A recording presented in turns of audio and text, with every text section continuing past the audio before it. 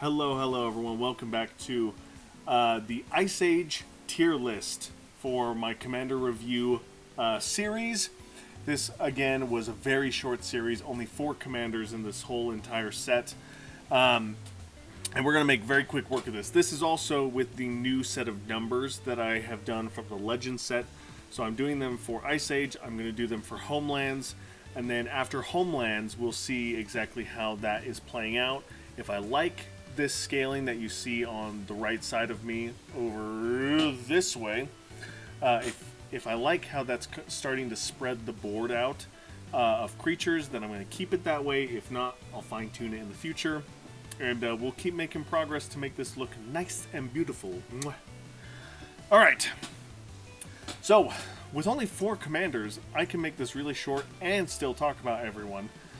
Starting in vanilla, no vanilla creatures this set. At the F tier, we have General Jarkeld. I really could only think of like 4 or 3 different archetypes to build from this, and they were all combat focused. It was either like group slug kind of thing, stop hitting yourself.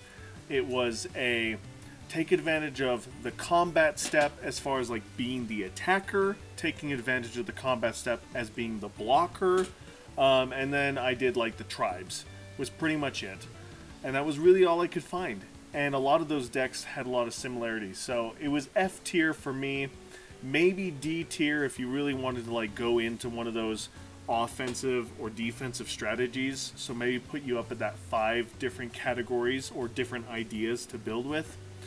But not a whole lot. It was so fine-tuned in what it wanted to do, it was hard to expand on that. So, unfortunately, not a lot of deck ideas for General Jarkeld at this time. Next, at the B tier, we have Martin Stromgald. And Martin Stromgald, again, a lot of those offensive, defensive stuff. And maybe, now that I'm saying this, because of the Monarch, because of Initiative, because of what's the other one?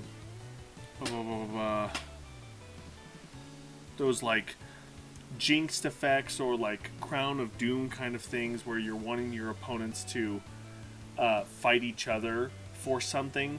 Maybe that would actually put General Jarkeld higher up on the list because it is combat focused. It wants to take advantage of those combat interactions to politically control the board. So in that case, maybe General Jarkeld could go up to about rank B or maybe even C. But Martin Stromgald, I just put automatically up there because you could do a Monarch build, you could do an Initiative build, you could do going wide tokens build, you could do a protective build, you can do a goading build. All these fun shenanigans. Oh, goading would be the other one for General Jarkeld. You know what? That's it. I've talked myself over. Oh, that's some of Homelands, by the way. Sneak peek for you all. I am going to move General Jarkeld up. I can't do it right now, but I'm going to move General Jarkeld up to B because of those B or C. I'd say C, actually.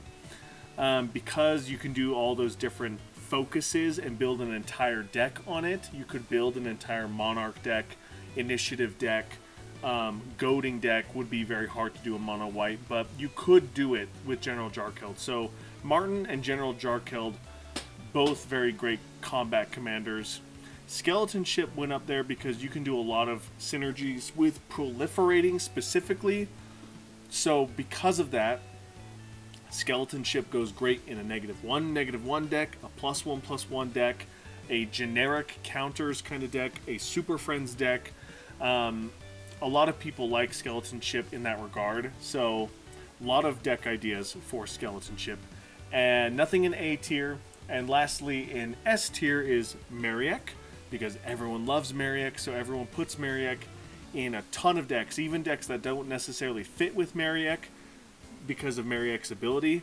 They still put Mariek in there just because Mariek is powerful. So a lot of deck ideas, 9 or more deck ideas for Mariek that you can find on EDHREC or you can find via the video I did for Mariek. I put a couple ideas out there, either some popular ones, the ones I'm doing, some janky ideas. So very simple set, very straightforward, but that's what it looks like. The only change I would make is I would move General Jarkeld up to C, because you can do a full initiative and a full monarch deck with General Jarkeld, maybe even a slight goad themed deck with General Jarkeld. So I would have moved Jarkeld up, talking about this in post. But that's going to do it for Ice Age. That is all 4 commanders. So thank you guys so much for watching. If there's anything I missed in this video about any of these commanders, let me know in the comments below.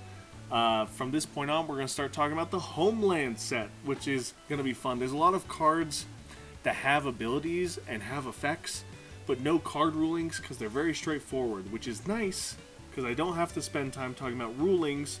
However, part of this whole series is explaining the rules of these commanders. So, very fast videos coming up in the near future, and we're going to get through the Homeland set very quickly. So thank you guys so much for all your support, and as always, I'll see you in the next one. Bye!